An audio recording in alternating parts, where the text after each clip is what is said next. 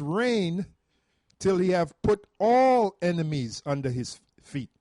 And that's even enemies of among Israelites, like Alizé. You're an enemy of Yahushua, and he's going to put you under his feet. And he's going to squash you like the bug that you are, man. All right? And not just him. I mentioned him, but you got a lot of enemies. We're finding out, man, the more this truth come out, the more these cockroaches are coming. The separation is happening, man. Yeah, you know? These cockroaches are coming out and showing that they have a problem with Yahushua. They really hate Yahushua. And you know what's going to happen to them? Tens of millions of Israelites shall die here in America. The slain of the Lord shall be many. That's right. That's right. Okay, this is now I'm gonna come back to this here. Deuteronomy 21:10. It says, when thou, because I was speaking about that man by the name of Brother Smalls that was talking to Zariak on the video, and he said, you know, there's a group of Israelites going around saying they're gonna start raping white women when their kingdom comes. Well, I'm going to read the scripture. I'm going to read it again. It says, when thou goest forth to war against thine enemies, and Yahweh, the Most High, have delivered them into thy hands, and that's getting ready to happen, transfer of power, and thou hast taken them captive. Give me that. Psalms 149 and 5. Matter of fact, read the whole chapter. It's short. This is the book of Psalms, the 149th chapter and verse 1. Praise ye the Lord, or praise ye Yahweh. Sing unto Yahweh a new song, and his praise in the congregation of saints. Let Israel rejoice in him that made him. Let the children of Zion be joyful in their king. Let them praise his name in the dance. Let them sing praises unto him with timbrel and harp. For Yahweh taketh pleasure in his people, and he will beautify the meek with salvation. Let the saints be joyful in glory. Let them sing aloud upon their beds. Let the high praises of the power be in their mouth, and a two-edged sword in their hand, to execute vengeance upon the heathen and punishments upon the people, to bind their kings with chains and their nobles with fetters of iron, to execute upon them the judgment written. This honor have all his saints. Praise ye Yahweh Bashem Yahushai. Now let me read this again.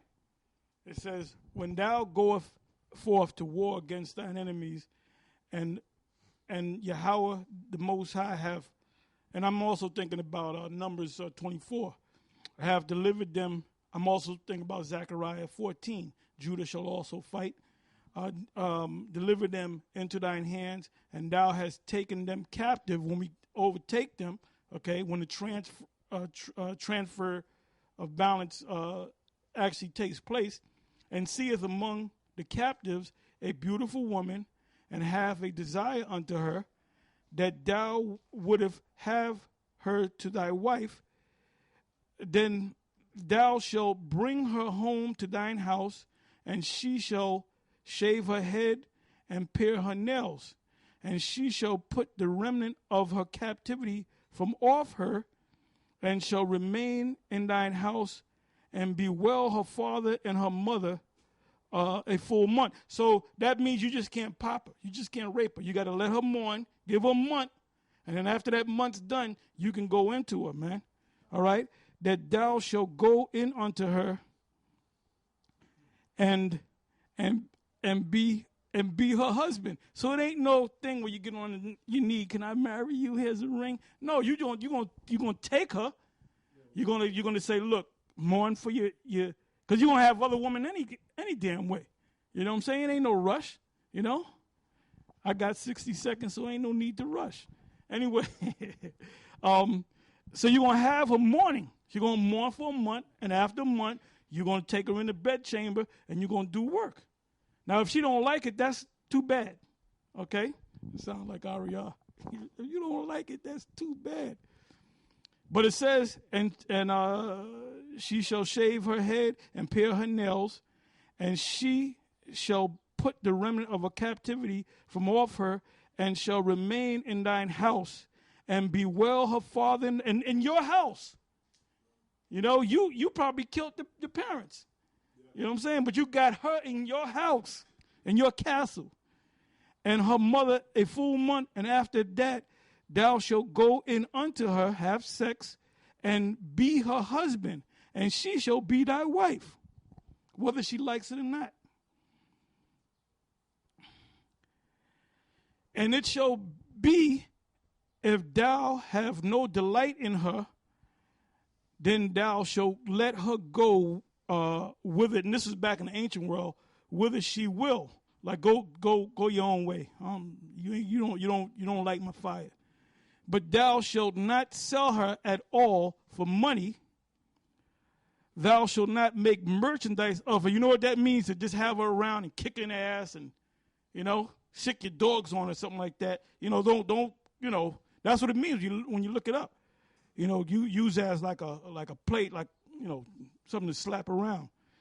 Because thou hast what? Humbled her. Humbled. Now let me click on the word humbled.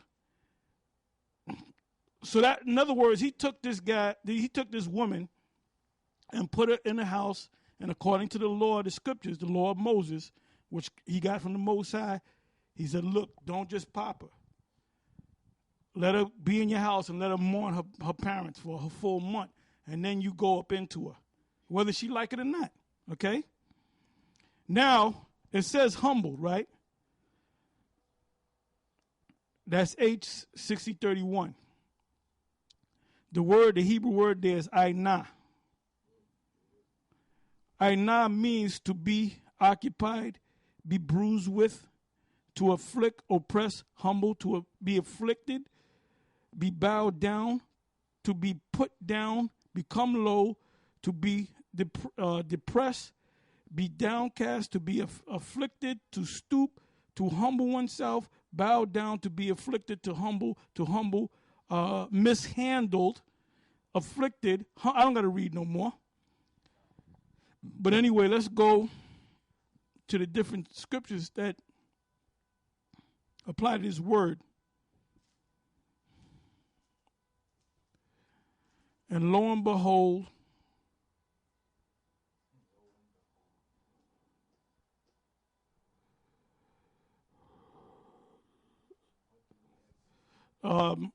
this is Deuteronomy 22, verse 29. Then the man that lay with her shall give unto her the damsel's father 50 shekels of silver. And the starting age is actually 12, 13. Because when you hit 12 years old, you're under the law. You're under the covenant. Like the boys are under the covenant, then women are girls are under the covenant. Okay? So you're looking at a man, you're a guy that you do business, a man that you do business with in the ancient world, and you look at the man's daughter and you say, well, how old is your daughter? And he might say, well, she's 11. And then you might say, well, look, I want your daughter. But you're going to have to, the man might say, well, look, you're going to have to wait a year or two. So it's up to the man to say, look, you can have her when she's 13 or 14 because she's still under the care of her father. And her father releases that woman, that young woman, to yourself, okay? Now, if for some reason you see the woman, you get aroused and you force yourself on her, then according to the law, and the father does have the right to get mad,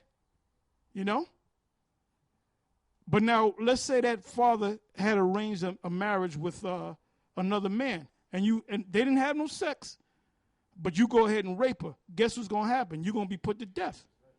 Okay? And this is not rocket science, man. This is simple, man.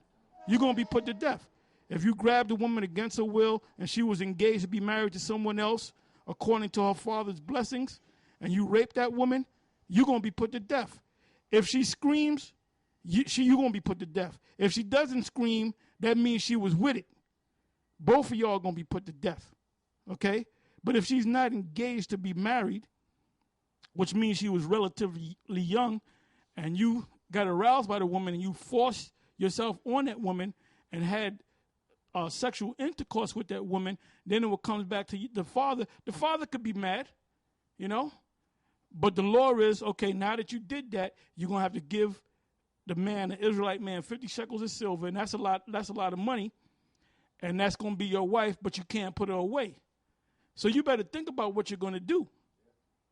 All right? Because if you do that thing, you got to pay that money, and then you got to be with her. If you get tired with her, Lord ain't say nothing about that. You got to deal with it, right? So it says, then the man that lay with her shall give unto the damsel's father 50 shekels of silver, and she shall be his wife.